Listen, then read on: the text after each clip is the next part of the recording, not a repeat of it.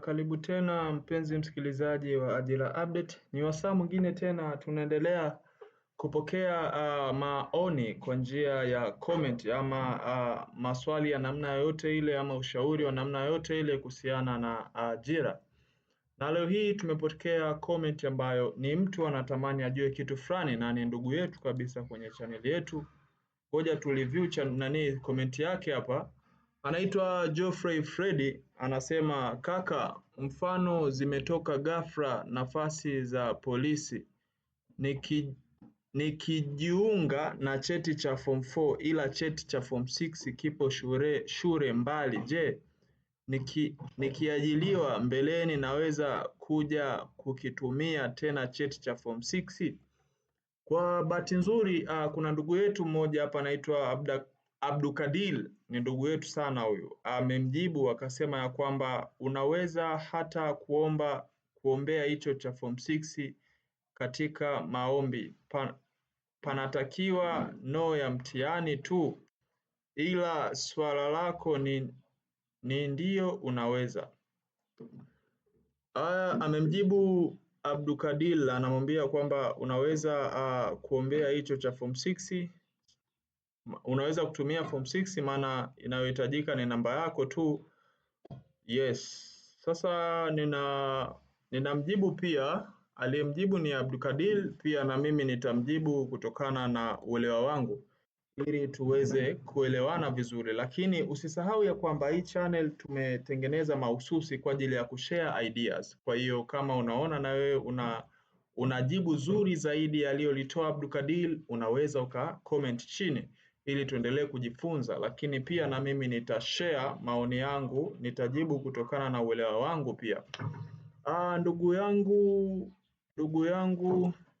yangu Geoffrey, mimi nakujibu kama ifuatavyo. Swali lako nimekuelewa ya kwamba uko na cheti cha form 4 lakini umeshamaliza form 6 ila cheti bado kiko shuleni. Sasa iko hivi, kazi nyingi zikitoka zitahitaji watu fulani. Tuseme kama ni za polisi lazima zianzie form 4, form 6 mpaka elimu ya juu. Elimu ya juu nikimaanisha diploma, degree, yes, iko hivyo. Haikuzuii wewe kama una cheti cha form 4, haikuzuii wewe kabisa kusema usiombe hizo ajira. Utaomba kwa cheti cha form 4, ndiyo umeomba kwa form 4, lakini ukishapata kile cheti chako cha form 6, baada ya muda kadhaa unaweza ukatoa cheti chako ukawaambia mimi nina elimu ya kiasi fulani. Hivyo daraja ambalo linatakiwa lipande kulingana na elimu yako. Tuseme mfano, ngoja tuongelee nje kidogo na majeshi. Ni kawaida ya kazi nyingi serikalini kwamba wanazingatia sana elimu, ndio kitu cha muhimu. Na ngazi zinaendana na elimu yako, ukiachana na madaraja ambayo unapandishwa baada ya kukaa kazini kwa muda fulani. Umenielewa? Kwa mfano wewe ni mtu wewe ukiomba jeshi la polisi kwa elimu ya form 4 na form 6 hautalingana na mtu ambaye ameomba jeshi la polisi kwa elimu ya degree. Kwa maana hiyo elimu inazingatiwa sana. Kwa maana hiyo wewe ukishaingia kwa form 4 utakaa muda kadhaa, kama maybe wengi wao wanapenda kusubiria baada ya mwaka mmoja kupita. Ukishapita kama mwaka mmoja, miaka miwili, basi anasema mimi nimeshamaliza form 6 na elimu yangu ni hii hapa, vyeti hivi hapa. Kwa maana hiyo ngazi atakayokuweka atakuweka kutokana na elimu yako.